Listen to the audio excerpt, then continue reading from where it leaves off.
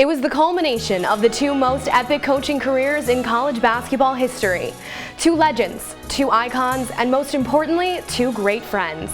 Mike Krzyzewski and Jim Boeheim have been at the helm of their respective programs for over 4 decades and have won more games than any other coaches in Division I basketball history.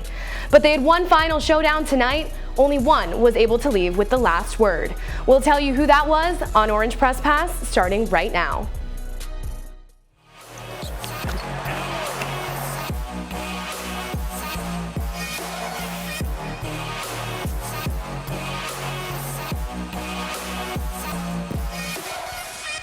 Welcome into Orange Press Pass. I'm Ashley Wenskoski here with Annie Klaff and Chloe Smarz. Guys, welcome in. You too. Thanks. Syracuse men's basketball took a beating against Duke in the Carrier Dome tonight, losing by a score of 97-72.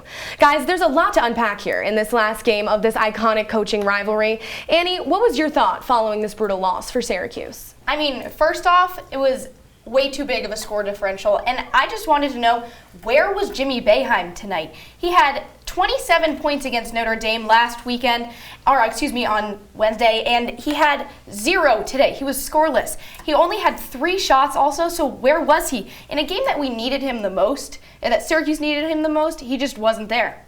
My first thought is that Cuse cannot defend or control the 3, and Duke was able to do all of that. And the key for this game, if Syracuse wouldn't even have a shot, was they had to live and die by the 3, and that just simply did not happen. Obviously, Buddy Boeheim did everything he could in this game and was the focal point for Syracuse, but Joe Girard, Cole Swider, never really got into it. So therefore, Syracuse never really had a shot. And in the Battle of the Legends, Coach K and company really got the win.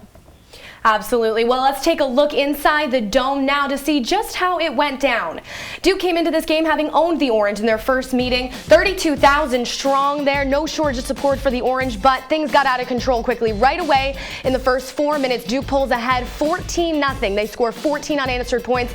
Buddy puts it up here to finally get the Orange on the board, 14-2. And then Benny Williams off the bench makes it 31-11 here, but things spiraled out of control quickly. Here we have A.J. Griffin for Duke hitting it on the outside, hitting that 3, and then Buddy tries to answer here right before the half, hitting this 3, making it 51-32 Duke at the half, giving the crowd something to cheer for, giving them a little bit of hope and momentum going into the second half. But then we have Wendell Moore here, runs down the court, dunks on them, makes it 59-38 Duke. And then here we have Buddy trying to pull within 20 for the Orange, but alas, there was nothing else he could do. 97-72 was the final, the last handshake for those two there. And it was 97-72 Duke, like we said. Buddy Boeheim put up 23 points. He did his best, but it just wasn't good enough against a Duke defense that just couldn't let Syracuse get any offense, and they just get crushed there. Annie, Chloe, what do you guys think about this one? I mean, I think the score represents it itself. I mean, they almost hit 100 points, which is terrible for Syracuse defense, and especially when you have subbing players coming in off of the bench, you don't have your usual starting players. Buddy Boeheim was probably the only one.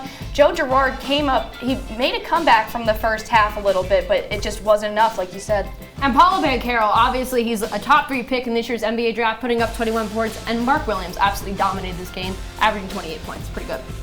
Absolutely. Not a lot of bright spots there for the Orange, but we now turn to CitrusTV reporter Tyler Melito, who was able to take in the crazy atmosphere tonight in the Dome himself. Tyler, the Dome had the largest student section attendance in history tonight, with over 8,000 students present.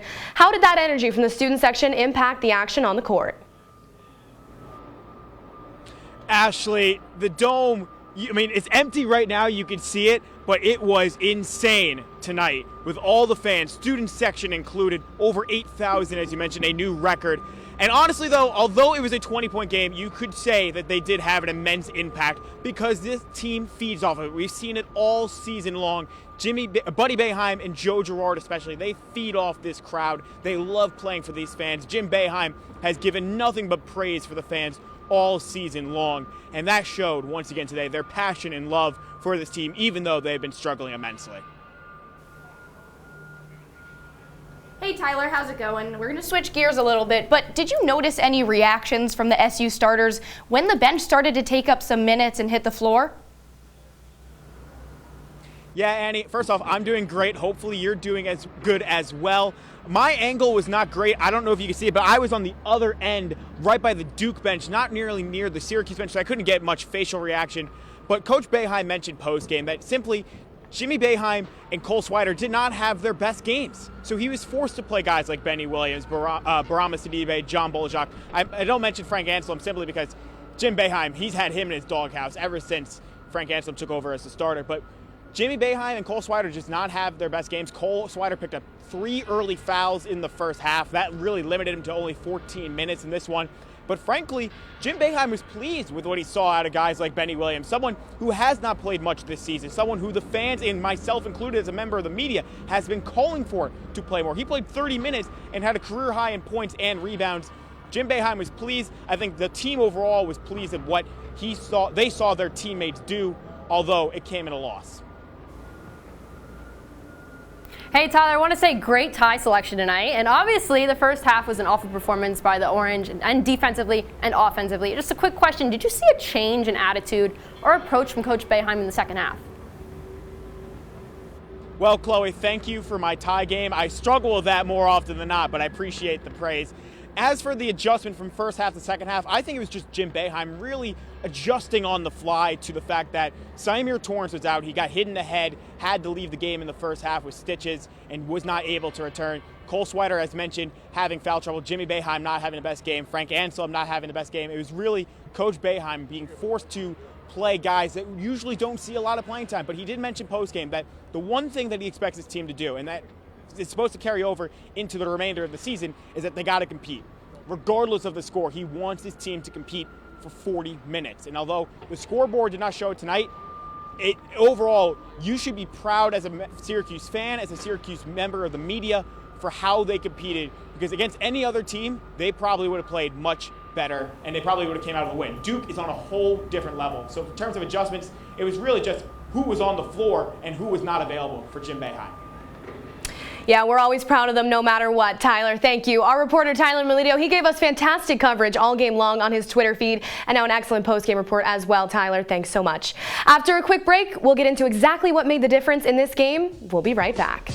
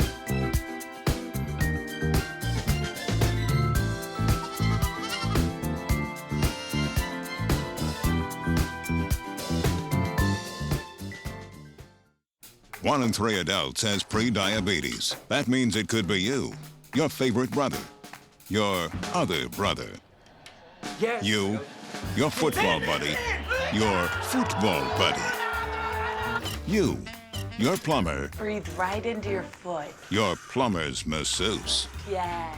You, your dog walker, your cat jogger. With early diagnosis, pre-diabetes can be reversed. Take the risk test at doihaveprediabetes.org.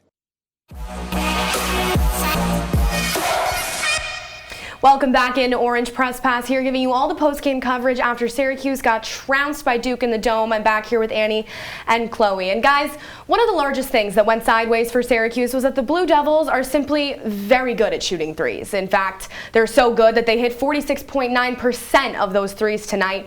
Annie, how did Duke's three-point shots lead them to a win? Honestly, Duke was unstoppable beyond the arc, and it's honestly that was what Syracuse needed to control, and they just didn't do that at all. Paolo Banchero literally was open the majority of the game, and that is just simply not acceptable. Obviously, AJ Griffin was dominant. He shot 6 of 10 with 20 points. That was the most by any Duke player this season. He opened up his first 2 shots to spark the Duke's 11-2 run out of the gate. Obviously, Paolo Banchero shot 4 from 7 from beyond the arc to add to Duke's dominance, but Syracuse's inability to just control the 3-point shot line boosted the Duke offense to just another level.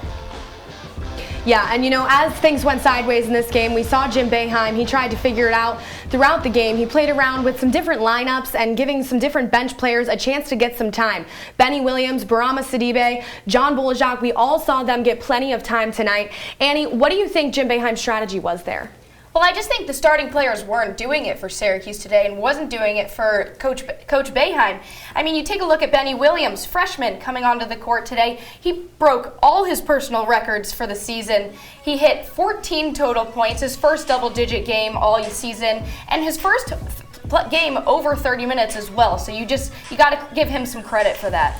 Yeah, and just to add to that, you can see on our, up here we have Barama Sidibe. He averaged his high of 11 points. And also another stat line that I want to add is that both Sidibe and Bolajak had 3 personal fouls. And I know you might think like, oh, that's not the best thing, but they added some physicality to Syracuse that I genuinely think they needed. Syracuse sometimes around the rim doesn't play strong enough. And when you need players to have that physicality to bring some energy to this game, I think they added that, and I think it was actually a great move by Coach Boeheim to take players off the bench. Especially against Duke, too. Yeah. You needed that aggression today. Exactly. Absolutely. And one area that Syracuse certainly got outplayed in was rebounding.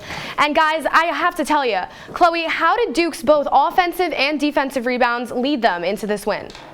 Yeah, so Duke was out rebounding Syracuse 38-25, and before the game even started, Syracuse needed Anselm and Sidibe to dominate the paint, keeping the likes of obviously Banchero and Mark Williams out of their comfort zone and forcing them to put the ball on the floor and shoot. And that game plan just simply did not happen. You can't win games if you're not physical after the shot. Syracuse did not do that. Yeah, and tonight we're going to see a play here where you really see how those rebounds helped Duke win this game. So you can see here with the rebounding, Duke really had it going for them. They got into every rebound, almost every rebound, and you can see here you got point guard Trevor. He's passing it over. They're already hitting the 2-3 zone here, and it goes to Paolo Banchero. He's going to send it over to an alley-oop to 7-foot Mark Williams, and that's where they're going to finish. They capitalized on rebounds today, beating Syracuse to the 2-3 zone almost every time. And for OPP's player of the game tonight, we've selected Duke's Mark Williams, who had his season high in scoring, putting up 28 points, hitting 6 of 7 free throws, and the center also had 12 rebounds to cap off arguably his best game of the season. And when we come back, we're going to turn back the clock and look at some of Coach K and Coach Boeheim's most historic matchups. Stick with us, we'll be right back.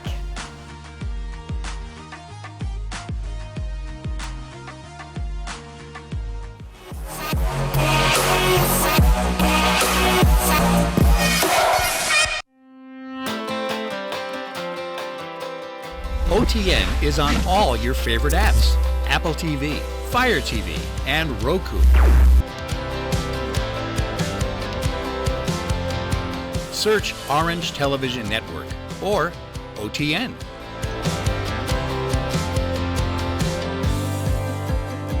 OTN has its best shows, short films, and CitrusTV on demand. Family and friends can watch OTN too. Watch the live stream of OTN to catch live CitrusTV news, live from Studio B, and Mornings on the Hill.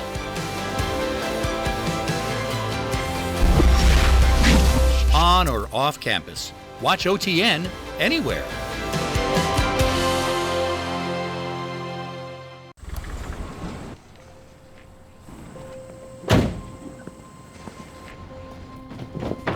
Dad, they took over my bedroom. Come on, come on.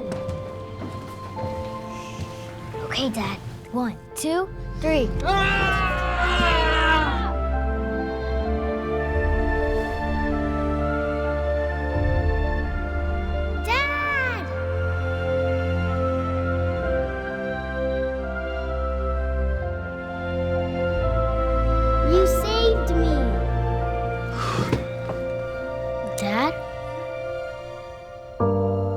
you okay?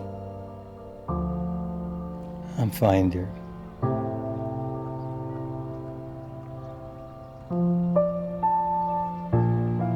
Your hero needs you now, and AARP is here to help. Find the care guides you need at aarp.org/caregiving. Welcome back in Orange Press Pass. Ashley Wenskoski here alongside Annie and Chloe. And guys, Coach K and Coach Boeheim, they've just had one of basketball's longest bromances. But you know what? Don't let me tell you that. Let them tell you themselves. Today. And there's been a lot of great coaches. There's nobody even close to what Mike has done. And he's given everything to the game and made the game, helped make the game what it is today, without any question. And I'm just happy that we're good friends. And I really think about Jim and his program and the excellence that they've had for the almost 5 decades he's been here. I mean, he's been a national champion. He's knocked down the door a couple more times. This is one of those iconic programs, Syracuse. And I think ours is too. And so when you bring both of them together in this setting, it's spectacular for college basketball. The biggest of rivals on the court, but the best of friends off the court. But all right, guys, now it's time for a little game. We're going to take a look back into some of Syracuse and Duke's most iconic matchups, and we're going to rank them on a scale of 1 to 10. Are you guys ready? Of course. Let's do it. Let's get into it. First up, we have Coach Boeheim and Coach K's only face-off ever in the NCAA tournament way back in 1998.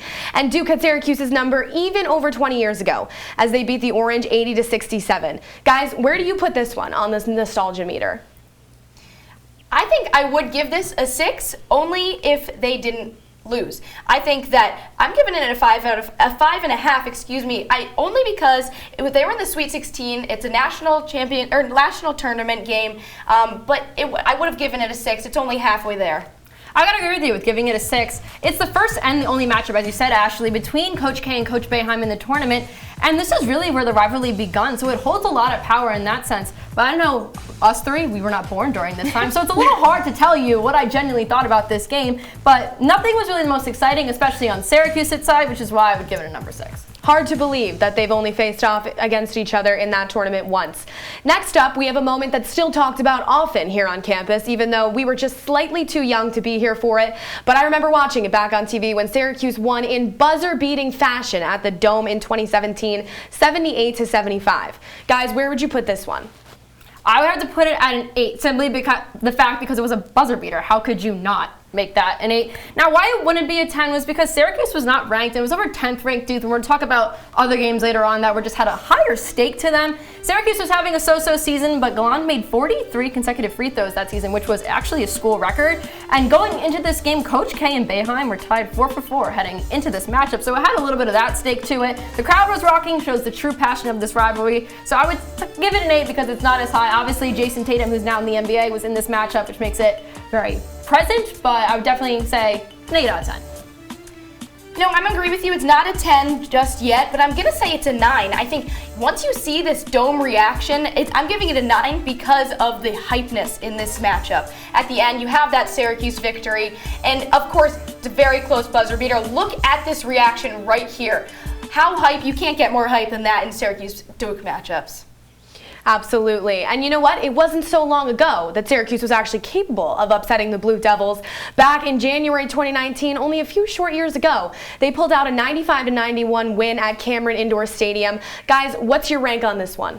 Oh, it's without a doubt a 10. Did you the lineup on Duke already makes it a 10. They had Zion Williamson, RJ Barrett, Cam Reddish and Trey Jones, all NBA talent. That easily makes it number 1, and Duke was ranked number 1 at this time, and the fact that Syracuse beat them without a doubt is just unremarkable, and with that alone, it's easily a 10 out of 10, probably the best win in my opinion in Coach Boeheim's career. I'm also giving it a 10. I mean, we saw earlier the friendship between Coach Boeheim and Coach K. I don't think that was here this game because of this unranked upset, and you just really got that out of Syracuse that night, and I can almost bet that Coach K wasn't happy with this upset. I'm with you guys. That one was one for the ages for sure. And you know what? We had to include it, even though it wasn't the final score we'd hoped for tonight. But we have to mention the final meeting between the two iconic coaches. So guys, putting tonight, 2022's matchup, where would you rank that? I'm going to give this one a 4. I think pushing the monumental day between the coaches to the side, I'm giving it a 4 because when you really look at Syracuse's performance, it was kind of upsetting. I really don't think you had as much as you could have gotten from Syracuse, especially its 5 starters that you really kind of expect out of them, and it really wasn't there tonight. I would have to agree with you on this one, Annie. I'm giving it a 7, and hear me out. It's all about the history. This is the final matchup of Coach K and Coach Boeheim.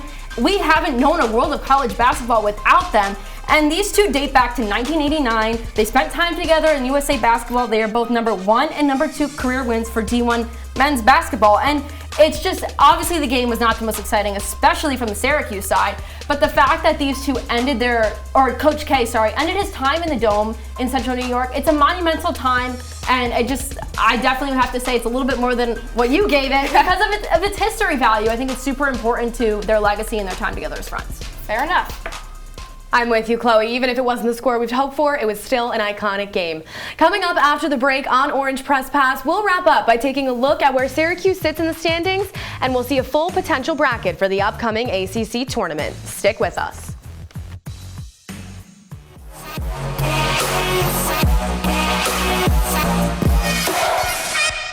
What if one day you went to that secret place, that spot that only you know about? And instead of what you came for, you found this. What would you do? Would you stop and give it some thought? The truth is, all drug use comes with risk. Before those risks become real, before drugs turn your life upside down, before drugs take their toll on you and your family, know that there is help. You can quit. If you or someone you love is struggling with drug use or prescription drug misuse, call 1-800-662-HELP for 24-hour free and confidential information and treatment referral, or go to samhsa.gov/knowtherisks.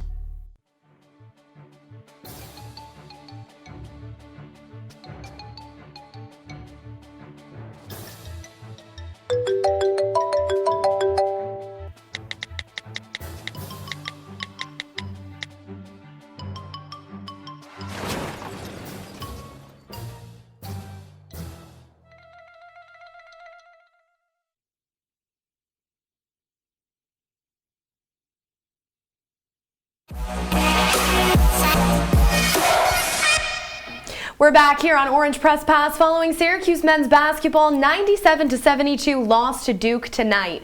Taking a look here, we'll see Syracuse, we have those standings for you here now. We see Syracuse in the middle of the pack in the ACC, falling to 15-14 on the season, barely treading water above that 500 mark. Guys, would you say this comes as a surprise as the season winds down?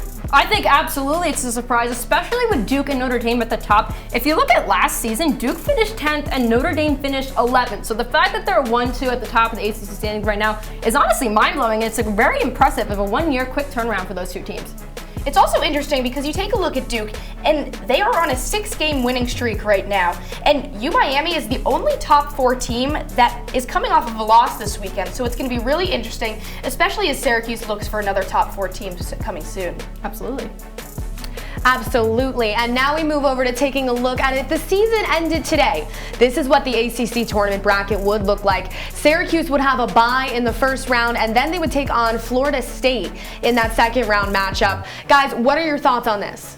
So obviously Syracuse opening up at the 8th seed, and they actually split with Florida State. They won their first matchup with them. That was their first game in ACC play. Now personally, I don't see any route that Syracuse takes where they're going to be good. I think they're going to lose either way, whichever. If they drop to the 10th seed, if they lose their next 3 games, or if they stay at the 8th, because I don't see them beating Duke. Obviously, we just saw it today that they are going to get dominated once again. So I hope for Syracuse is that they maybe can somehow beat Florida State, but I don't see them getting anywhere past the second round. But I hope that they stay in the second round, so if they get that first round bye and can prep for Florida State, I'm hoping, and maybe Coach Boeheim can actually come up with a game plan for once. And then hopefully, you never know what can happen against Duke. You know, Chloe, I'm going to continue on. I'm going to zone in, here on Florida State at the 9th seed here.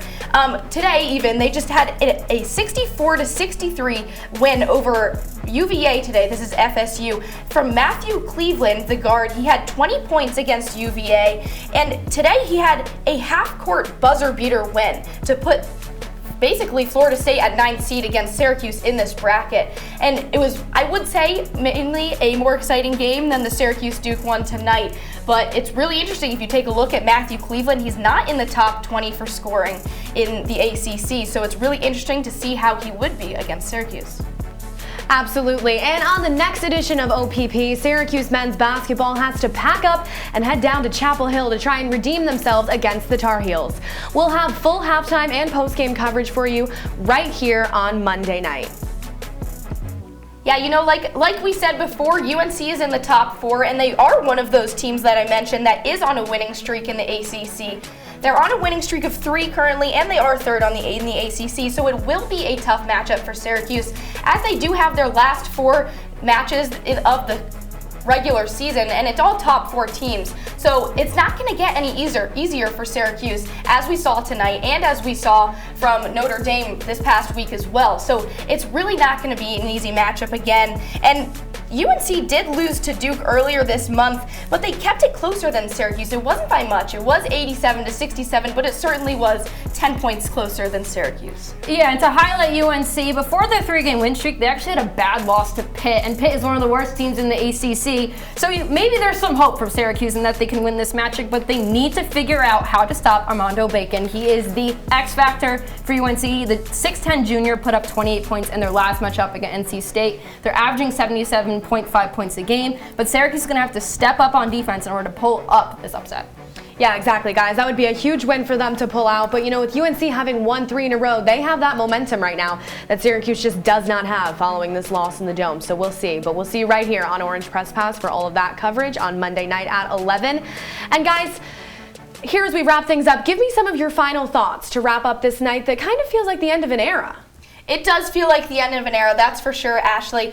I really feel like there's not really that many takeaways from this game besides Coach K and Coach Boeheim's last kind of matchup in this era, like you mentioned. And Coach K did get emotional in that press pass. You really saw it. Coach Boeheim was there also. He reflected on this relationship that we looked at earlier. And it's really going to be interesting to see where this ACC rivalry goes in the next few years, especially without Coach K. And it's also going to be interesting to see how well Duke does without him. And I'll be interested. I'm going to be a little bit more negative here because it's a sentimental day, obviously. It's the end of the era, but this has been an awful season for Syracuse. There were some reports having them to be a dark horse for the Final Four, and now they basically aren't even going to make the tournament. Yeah. This is a bad year for Coach Boeheim, a bad coaching year, and bad defensively overall, and it makes me nervous for what's going to be next year, especially with all of the star powers like Buddy Boeheim and Cole Swider potentially leaving. You're really just left with Joe Girard and hopefully Benny Williams if he comes back. He says he doesn't want to transfer, but you literally never know. He doesn't get the minutes that I believe he deserves. So I genuinely hope that Syracuse can somehow figure out a way to at least finish up the season on a high note, because I'm not sure how it's going to go next season. Yeah, I really don't know either. And if they're bringing in their subs for a game like Duke, it's really interesting. I agree. Absolutely. It's hard to know where this is going to go. It's been 40 years of the same deal here. But that's all the time we have for you tonight on this edition of Orange Press Pass. Thanks so much for joining us. Your final score, 97-72. Signing off, I'm Ashley Wenskoski. For Annie Klaff and Chloe Smarz, have a great night, Syracuse.